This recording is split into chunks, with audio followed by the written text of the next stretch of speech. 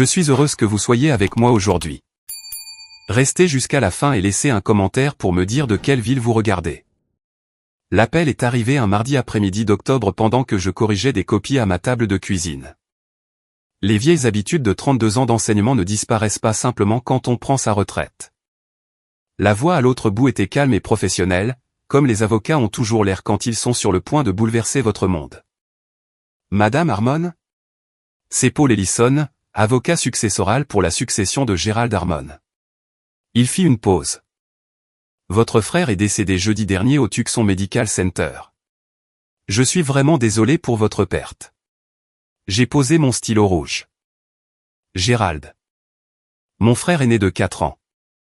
Mon seul frère ou sœur survivant, l'homme qui m'avait envoyé une carte d'anniversaire chaque année depuis mes 6 ans, même quand nous sommes restés 2 ans sans nous parler après les funérailles de notre mère, même quand la distance et le silence ont bâti entre nous des murs qui semblaient permanents. Il est décédé paisiblement, poursuivit Monsieur Ellison. Et Madame Harmon, votre frère a laissé des instructions très spécifiques concernant sa succession. Vous êtes la seule bénéficiaire. J'ai serré le bord de la table. Gerald ne s'était jamais marié, n'avait pas d'enfant. Il avait passé 40 ans à construire une vie tranquille à Scottsdale. Sa maison, un duplex de location à 3 miles de là, et la petite librairie d'occasion sur Camelback Road qui avait été tout son monde depuis qu'il avait pris sa retraite de l'enseignement, tout comme moi. La valeur combinée de la succession, dit Monsieur Ellison avec précaution, est d'environ 2 100 000 $. Je ne me souviens pas clairement des minutes suivantes. Je me souviens de sa voix disant des mots comme homologation et calendrier et venez à mon bureau jeudi. Je me souviens d'avoir posé le téléphone sur la table et de m'être assise là, fixant l'essai à moitié corrigé devant moi. La tentative d'un élève de 7e de la première année d'expliquer les causes de la guerre civile. 2 100 000 $. Gerald. Mon frère qui me volait mes bonbons d'Halloween et qui me les partageait quand je pleurais. Mon frère qui a conduit 14 heures pour s'asseoir avec moi à l'hôpital quand mon mari Franck est mort d'un AVC il y a 6 ans. Mon frère qui m'appelait tous les dimanches à 18 h juste pour parler, même quand nous n'avions pas grand-chose à dire. J'avais conduit à Scottsdale tous les quelques mois pour déjeuner avec lui, pour parcourir sa librairie, pour m'asseoir dans son jardin et regarder les cardinaux à sa mangeoire pendant qu'il parlait de n'importe quel roman qu'il lisait. Je ne savais pas qu'il avait ce genre d'argent. Je ne savais pas. Et cela n'aurait pas eu d'importance si j'avais su. J'aimais Gerald parce qu'il était Gerald. Ma première pensée, une fois que le choc a commencé à se calmer, a été Kevin. Mon fils avait 36 ans, vivait avec moi depuis 7 mois, lui et sa femme Renée, parce que leurs finances s'étaient effondrées sous le poids d'un investissement de restaurant raté et d'une dette de carte de crédit qui avait dépassé ce qu'ils pouvaient gérer. 41 000 $ de dette, leur bail d'appartement non renouvelé. Et Kevin était venu me voir avec ce regard sur son visage. Celui qu'il avait à 8 ans quand il avait cassé la fenêtre d'un voisin, un mélange de honte et d'espoir. Bien sûr que j'avais dit oui. C'était mon fils. C'était la seule famille qui me restait. Je me suis levé de la table, mes jambes instables, et j'ai marché dans le couloir vers la chambre de Kevin. Lui et René étaient à la maison. Je les avais entendus arriver il y a 1 heure. Tout ce à quoi je pouvais penser, c'était que je pouvais l'aider maintenant, vraiment l'aider, rembourser cette dette, leur donner une vraie base, peut-être même les aider à verser un acompte pour une maison à eux. La porte de leur chambre était légèrement ouverte. J'ai levé la main pour frapper, et puis j'ai entendu la voix de Renée, nette et basse, comme elle devenait quand elle était frustrée et essayait de ne pas élever la voix. Je te le dis, Kevin, c'est l'ouverture que nous attendions. Je me suis arrêté. Ma main est restée en l'air. Elle a 62 ans. Elle est seule. Elle a un revenu fixe. La voix de Renée avait une touche professionnelle que j'avais déjà entendue mais à laquelle je n'avais jamais prêté une attention particulière. Une maison de cette taille entretenue avec une pension d'enseignante ? Elle est déjà en retard sur les gouttières. Le CVC n'a pas été entretenu depuis 2 ans. Elle me l'a dit elle-même. Elle a l'air bien pour moi. Kevin semblait incertain. Cette hésitation dans sa voix, je la connaissais bien. C'était le son de lui étant convaincu de quelque chose qu'il n'était pas sûr de croire. Avoir l'air bien n'est pas la même chose que d'être capable de gérer une propriété comme celle-ci à long terme. Nous parlons d'une femme qui écrit encore des chèques à la main, Kevin. Qui n'a pas de conseiller financier. Qui prend des anxiolytiques depuis la mort de ton père? Une pause. Mon point est qu'elle est vulnérable. Et quand les gens dans sa situation reçoivent soudainement de l'argent, ce qu'elle fera, quand la succession de Gérald sera réglée, ils prennent de mauvaises décisions. Ils se font exploiter. Tu dis que nous devrions l'aider à prendre de meilleures décisions. Je dis que nous devrions nous positionner pour la protéger avant que quelqu'un d'autre ne le fasse. Ma main s'est lentement abaissée. Je suis resté très immobile dans ce couloir. Le tapis doux sous mes pieds. La lumière d'octobre venant de la fenêtre au bout du couloir rendant tout doré et ordinaire et complètement faux. Qu'est-ce que tu suggères exactement? Demanda Kevin. Mon cousin Derek est conseiller financier. Il gère des situations comme celle-ci tout le temps, des personnes âgées qui héritent et ne savent pas comment le gérer. Si nous pouvons la faire signer une procuration financière, nous pouvons nous assurer que tout est géré correctement, protégé. Et ce serait nous qui le gérerions. Nous serions ceux qui le superviseraient, pour son bénéfice. Une autre pause. J'ai appuyé mon dos à plat contre le mur du couloir. Elle ne va pas simplement nous remettre ses finances, René. Pas si nous le demandons directement. Mais si elle se sent confuse, si elle a l'impression que c'est trop écrasant, qu'elle a besoin d'aide. Les gens demandent de l'aide quand ils se sentent incapables. Kevin, pense à comment elle a été depuis la mort de ton père. Le chagrin, l'anxiété. Elle remet tout en question. Quelques conversations sur la complexité des impôts successoraux, la facilité de se faire arnaquer, le fait qu'elle ne comprend pas le marché. La voix de René baissa encore plus. Nous vivons ici depuis 7 mois. Elle me fait confiance. Elle nous fait confiance. Ce n'est pas rien. Je suis retourné à ma cuisine sur des jambes qui appartenaient à quelqu'un d'autre. Je me suis assise à la table devant l'essai de la guerre civile à moitié corrigé, et j'ai joint mes mains et les ai regardées.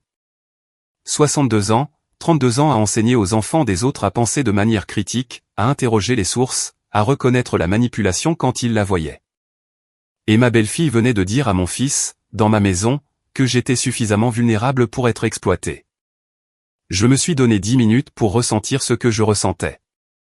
Le chagrin, parce que c'était mon fils. La rage, parce que c'était ma maison, l'héritage de mon frère, ma vie. La peur, parce que je ne savais pas encore jusqu'où ils iraient. Puis j'ai pris mon téléphone et j'ai appelé Barbara Oates. Barbara était ma plus proche amie depuis 20 ans, depuis que nous enseignions toutes les deux dans le même collège et que nous avions noué des liens autour de mauvais cafés dans la salle des professeurs. Elle avait 67 ans, retraitée 2 ans avant moi, veuve elle-même récemment, et la personne la plus sensée que j'ai jamais connue. J'ai besoin de venir, lui ai-je dit, aujourd'hui. Ce n'est pas une petite chose. Viens maintenant, dit-elle immédiatement. Je mettrai la bouilloire. Je n'ai pas dit à Kevin ou René que je partais. J'ai rassemblé mon sac à main, mes clés de voiture et le bloc-notes que j'avais utilisé pour noter les informations de Monsieur Ellison. Ils étaient dans le salon quand je suis passé, Kevin sur son ordinateur portable, René faisant défiler son téléphone, et aucun d'eux n'a levé les yeux avant que je ne sois presque à la porte. « Tu vas quelque part ?» demanda René, assez agréablement. « Course, dis-je. Ne m'attendez pas pour le dîner. 32 ans à me tenir devant des adolescents qui essayaient de voir s'ils pouvaient me déstabiliser m'avaient appris à garder mon visage parfaitement composé. La maison de Barbara était à 40 minutes à travers la ville. J'ai conduit les 2 mains sur le volant et la radio éteinte, rejouant chaque mot que j'avais entendu à travers cette porte, m'assurant que je n'avais pas mal compris, m'assurant que je ne réagissais pas de manière excessive. Au moment où je me suis garé dans l'allée de Barbara, j'étais certaine de n'avoir fait ni l'un ni l'autre. Elle m'a rencontré à la porte, m'a jeté un coup d'œil, et s'est écartée pour me laisser entrer. Nous nous sommes assis à sa table de cuisine, comme nous l'avions fait 100 fois auparavant, pour des choses plus petites, et je lui ai tout raconté, l'héritage, la conversation surprise, le plan de René, la procuration financière, le cousin d'Eric.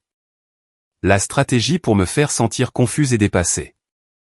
Barbara a écouté sans interrompre, ce qui est une compétence rare et précieuse. Quand j'ai eu fini, elle a posé sa tasse de thé et est restée silencieuse un instant.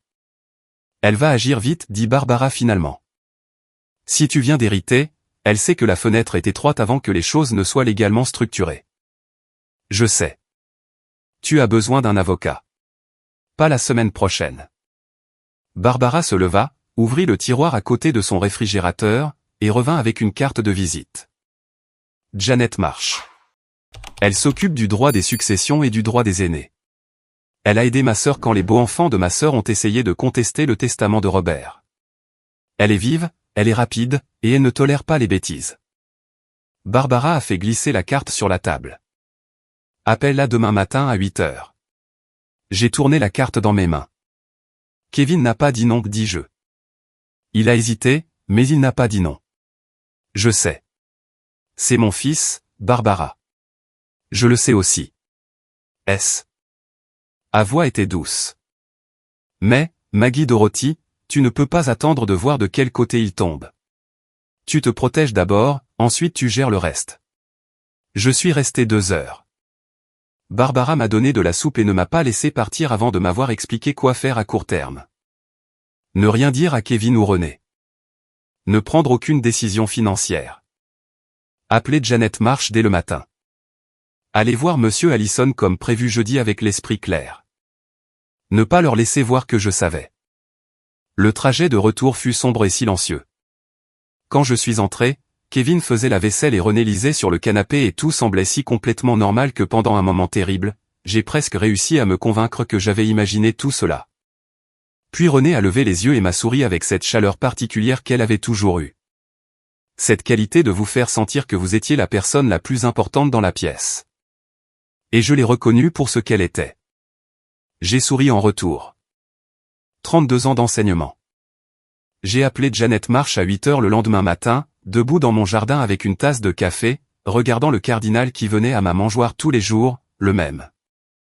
J'en étais presque sûr. Un mâle avec ce rouge brillant si net contre le ciel d'Arizona qui me coupait toujours le souffle. Gérald avait aimé les cardinaux. Il avait 3 mangeoires dans son jardin. L'assistante de Janet Marsh m'a donné un rendez-vous pour cet après-midi-là. Son bureau était dans un bâtiment bas près de l'université, plein de livres et de lumière naturelle. Janet elle-même avait 55 ans, était directe, et avait le genre d'attention calme qui vous faisait sentir que vos paroles étaient cataloguées et traitées avec une précision complète. Je lui ai tout raconté. Elle a pris des notes sur un bloc-notes jaune, a posé 2 questions de clarification, puis a posé son stylo. Ce que vous décrivez est une exploitation financière planifiée d'un adulte vulnérable, dit-elle.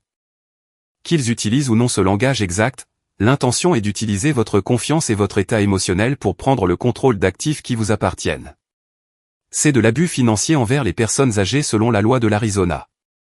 Je ne veux pas appeler ça comme ça, dis-je. C'est mon fils. Je comprends et nous procéderons en gardant cela à l'esprit. Elle se pencha en avant.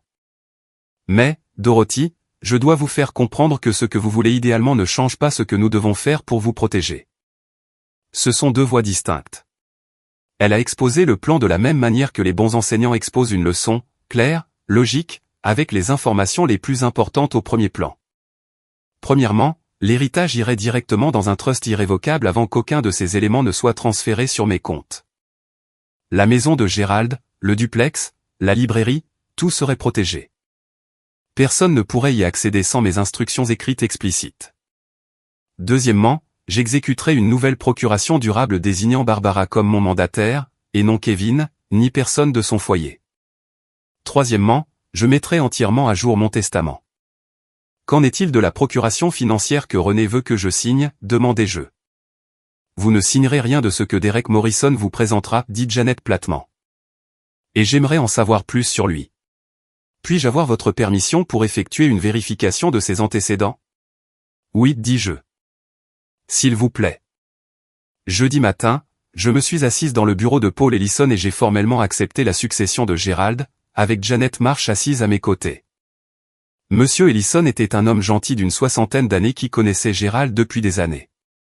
Quand je lui ai dit que j'avais ma propre représentation légale, il a semblé tranquillement soulagé. Le vendredi après-midi, le trust était rédigé. Le mercredi suivant, il était signé et déposé. Les documents ont nécessité ma signature 14 fois et chacune d'elles a semblé fermer une porte qui aurait dû être verrouillée il y a des années. Cette nuit-là, j'ai préparé un rôti de bœuf, le préféré de Kevin, la même recette que ma mère avait préparée tous les dimanches. Certaines choses que l'on fait par instinct même quand ces instincts sont compliqués. Nous nous sommes assis à table, nous 3, et Kevin a parlé d'un entretien d'embauche qu'il avait à venir, et René a demandé des nouvelles du service commémoratif de Gérald, sa voix pleine de sympathie appropriée. Et j'ai répondu calmement à tout et leur ai dit que le service aurait lieu à Scottsdale le samedi suivant. Puis René a posé sa fourchette et m'a regardé avec cette expression chaleureuse et concernée. Nous pensions, Dorothy, dit-elle. Avec tout ce que vous allez devoir gérer maintenant, la succession de Gérald, les propriétés, toute la complexité juridique, cela pourrait valoir la peine de parler à un professionnel. Mon cousin Derek est un conseiller financier. Il est spécialisé exactement dans ce genre de situation, les successions héritées, les implications fiscales, la stratégie d'investissement. Il est très bon. Nous serions ravis d'organiser un dîner, juste nous quatre, très décontractés. Kevin regardait son assiette. J'ai bu une longue gorgée d'eau. C'est très gentil, dis-je. L'avocat de Gérald m'a en fait déjà mis en contact avec un spécialiste des successions. Tout est en cours de traitement. Une lueur a traversé le visage de René.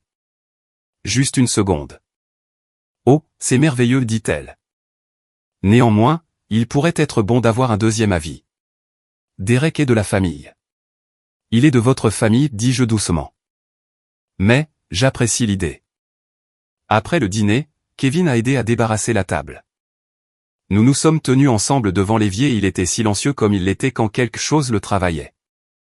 Maman, dit-il sans me regarder. L'entretien d'embauche est une vraie piste. C'est un poste de directeur régional. Je pense que j'ai de bonnes chances. Je pense que oui aussi, dis-je. Si je l'obtiens, nous pourrons avoir notre propre logement dans quelques mois. Je veux que tu saches que nous n'avons pas l'intention de rester ici indéfiniment. Ce n'était jamais l'intention. J'ai regardé mon fils, les mêmes yeux marrons qu'il avait depuis sa naissance. La mâchoire de Frank. Ma propre entêtement, si j'étais honnête. Je sais, dis-je. Il a hoché la tête et s'est séché les mains. Il est monté et je suis resté un long moment devant l'évier, écoutant la maison se calmer autour de moi. La maison où j'avais ramené Kevin de l'hôpital, où Frank et moi avions discuté et nous étions réconciliés et avions vieilli ensemble, où j'étais resté 6 nuits d'affilée après les funérailles de Frank, incapable de dormir. Regardant de vieux films de famille sur un ordinateur portable dans le salon. Je n'allais pas la perdre. La semaine suivante, Janet m'a appelé un jeudi matin. Sa voix était mesurée, mais j'avais déjà appris que Janet mesurait sa voix plus attentivement lorsque quelque chose était grave. La vérification des antécédents de Derek Morrison est revenue, dit-elle. Il est conseiller financier agréé, mais il y a un dossier de plainte auprès du département des assurances de l'Arizona. 2 clientes ont déposé des plaintes au cours des 4 dernières années. Les 2 étaient des femmes âgées qui lui avaient accordé une procuration générale et qui ont ensuite contesté les décisions qu'il avait prises avec leurs actifs. Les 2 ont été réglés à l'amiable. Pas de révocation de licence, mais c'est un schéma. Je me suis assise lentement à ma table de cuisine. Il a déjà fait ça, dis-je. Le schéma suggère qu'il travaille avec des références de membres de la famille. Trouver quelqu'un avec un héritage récent, un tempérament confiant, un degré d'isolement, et faire en sorte qu'un contact familial le présente comme une aide.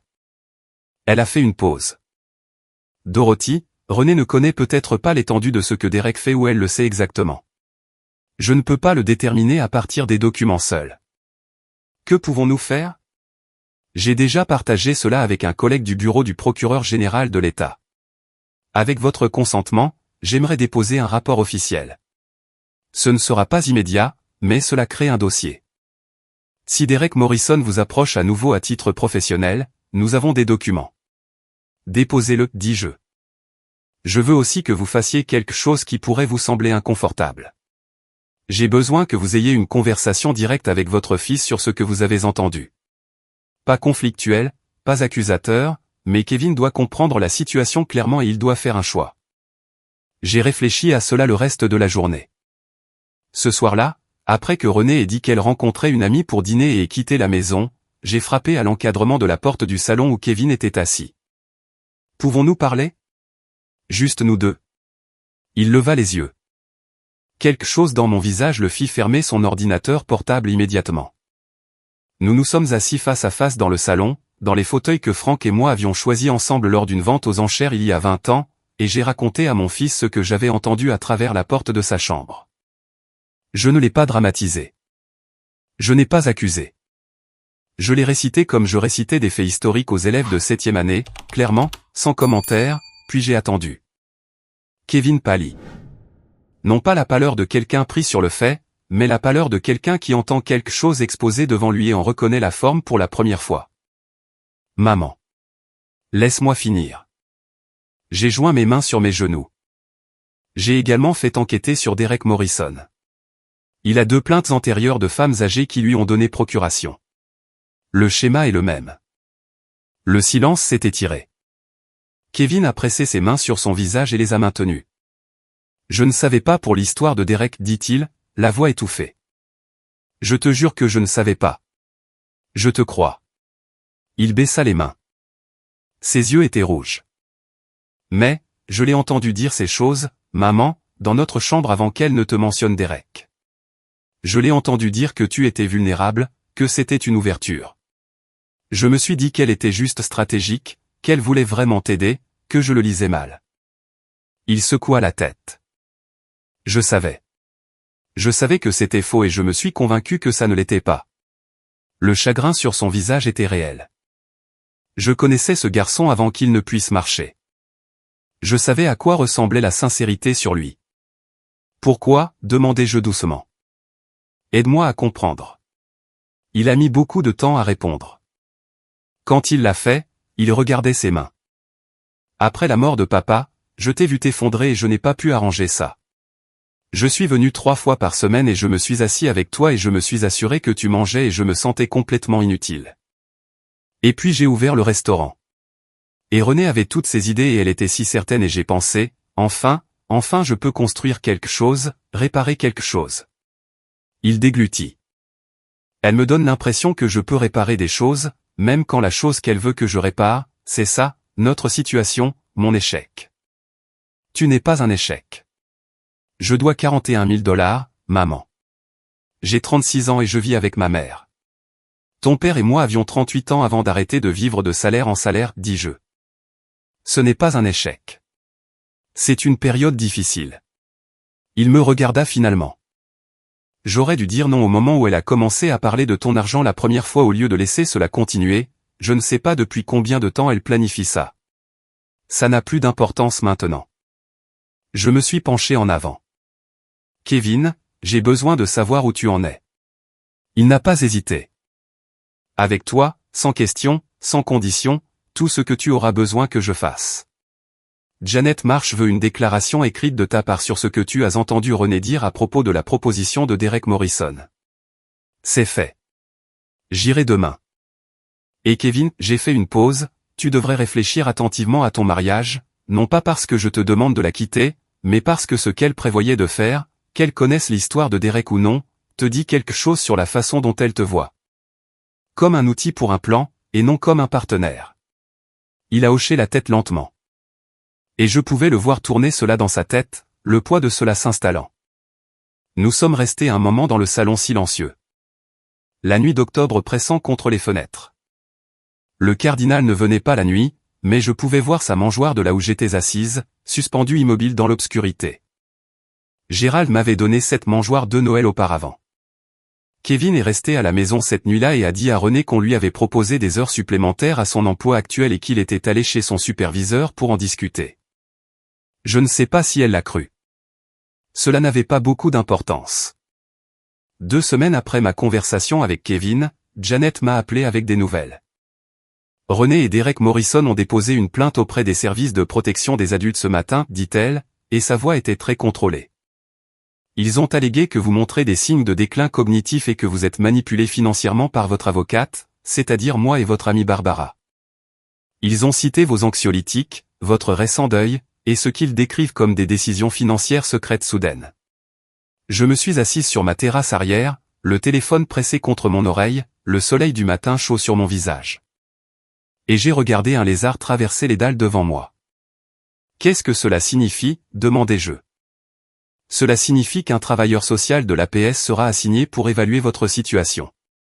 Si le travailleur social trouve des preuves crédibles de vulnérabilité, cela peut s'aggraver. Dans de rares cas, cela mène à des procédures de tutelle. Elle a fait une pause. Mais Dorothy, je dois vous dire que c'est une surcorrection significative de leur part.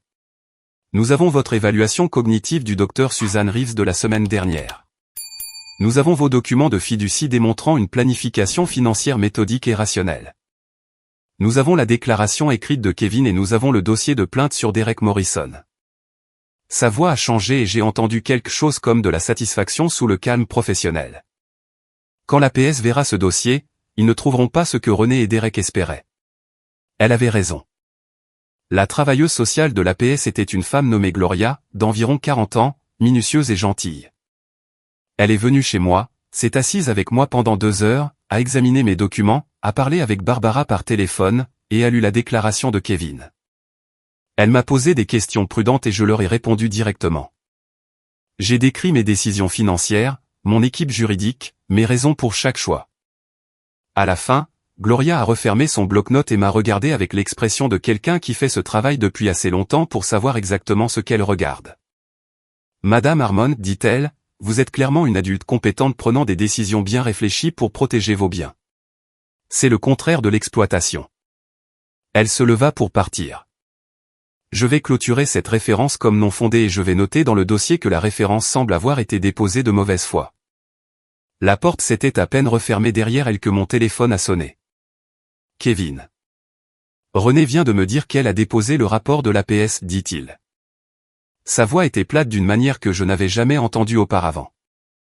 Elle ne m'a pas dit qu'elle le faisait. Elle l'a fait pendant que j'étais au travail et elle vient de me le dire maintenant comme si elle me parlait d'une course au supermarché. Une longue expiration.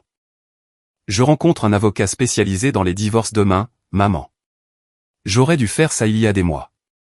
Kevin, n'essaie pas de me faire changer d'avis sur ce coup-là. Je n'allais pas le faire, dis-je. René est parti le week-end suivant. Elle a emballé 3 valises et une boîte d'articles de cuisine qu'elle a dit être les siens et elle les a chargés dans une voiture conduite par une femme que je n'avais jamais rencontrée. Elle ne m'a pas dit au revoir. Kevin s'est tenu sur le porche d'entrée et l'a regardé partir, les mains dans les poches. Et quand sa voiture a tourné le coin et a disparu, il est entré et s'est assis à ma table de cuisine et a demandé s'il y avait du café. Il y en avait. Nous n'en avons pas beaucoup parlé. Nous avons juste bu du café ensemble dans la maison silencieuse et écouté un moqueur qui répétait tout son répertoire devant la fenêtre. 3 mois plus tard, Janet a appelé avec plus d'informations. Derek Morrison avait été officiellement enquêté par le département des assurances de l'Arizona après ma plainte et 2 autres qui avaient été déposés une fois l'enquête ouverte. Sa licence a été suspendue en attendant un examen. René, qui avait été sa source de référence dans plusieurs cas, a été nommé partie coopérante à l'enquête. Des accusations criminelles n'ont pas été déposées immédiatement, mais elles étaient envisagées. J'étais assise sur ma terrasse arrière quand Janet m'a dit cela, regardant le cardinal à sa mangeoire. L'air commençait à se rafraîchir comme il le fait en Arizona en décembre, le désert s'installant dans un froid sec et pur que j'avais toujours aimé. C'est fini, demandai-je. La menace active est finie, dit Janet.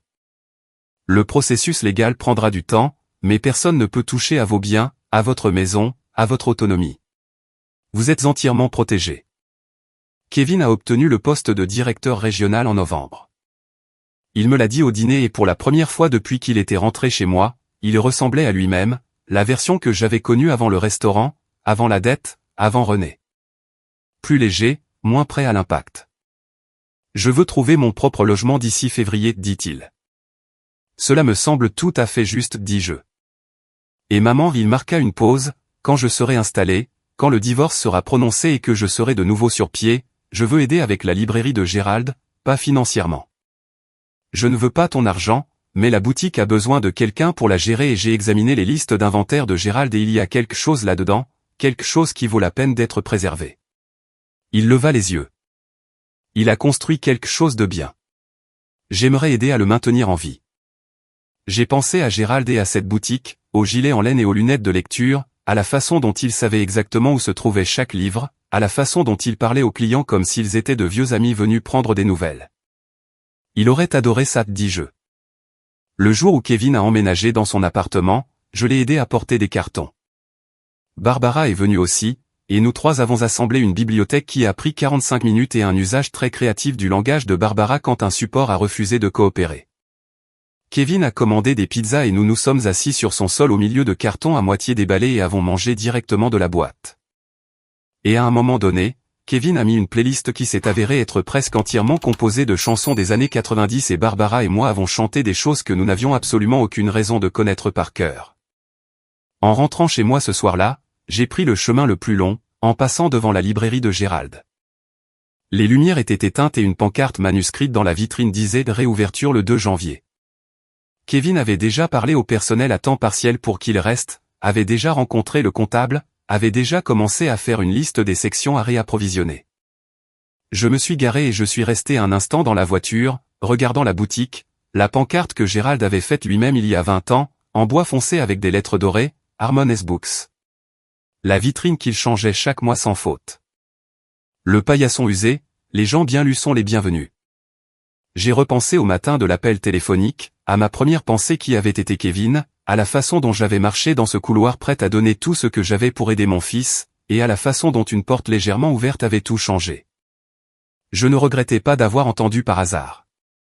Je regrettais qu'il y ait quelque chose à entendre, mais la version de moi qui est retournée à la table de la cuisine cet après-midi-là, qui a appelé Barbara, qui a appelé Janet Marsh, qui a passé 2 heures avec une travailleuse sociale de l'APS avec ses documents en ordre et sa main stable. Cette femme avait été construite au fil de 62 ans d'attention. Gérald disait que la meilleure chose qu'un livre puisse faire était de vous apprendre à reconnaître l'histoire dans laquelle vous vous trouviez avant qu'elle ne se termine mal. J'ai éclaté de rire dans la voiture, seul, la librairie sombre devant moi. En janvier, Barbara et moi nous sommes envolés pour San Diego pour un long week-end parce qu'aucune de nous n'avait fait de vrai voyage depuis des années et nous parlions de l'océan depuis 6 mois. Nous avons mangé des fruits de mer dans un restaurant au bord de l'eau et avons marché sur la promenade le matin et sommes restés éveillés jusqu'à 23 heures à lire dans notre chambre d'hôtel, ce qui est à peu près aussi fou que nous le sommes et exactement aussi bien que ça en a l'air. Kevin m'appelait tous les dimanches à 18 heures, comme Gérald le faisait. Ils avaient le même instinct pour prendre des nouvelles, mon frère et mon fils. Je ne l'avais pas remarqué avant. Parfois, je me laissais être en colère pendant un petit moment à propos de ce qui m'avait presque été enlevé. Pas seulement l'argent ou la maison, le sentiment de sécurité dans ma propre maison, la confiance que j'avais dans les personnes partageant ma table, la conviction que les personnes qui m'aimaient me voyaient comme un être humain à part entière et non comme un problème à gérer. Mais ensuite, la colère se calmait. Et ce qu'il me restait était quelque chose de plus difficile à nommer.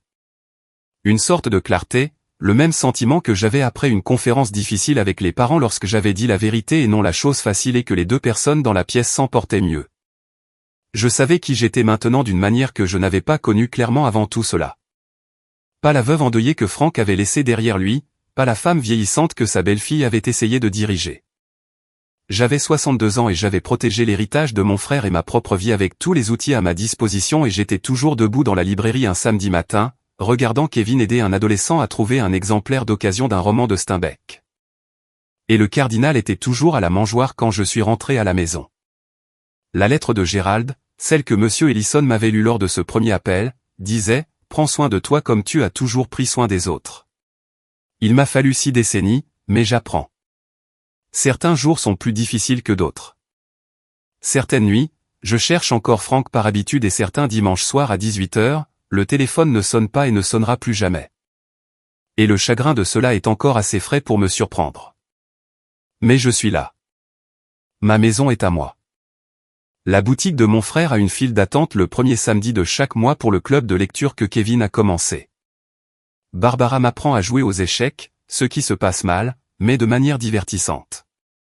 Et ce matin, avant de m'asseoir pour vous raconter cette histoire, je suis allé dans le jardin avec mon café et j'ai regardé le cardinal se poser sur la mangeoire comme il le fait chaque matin.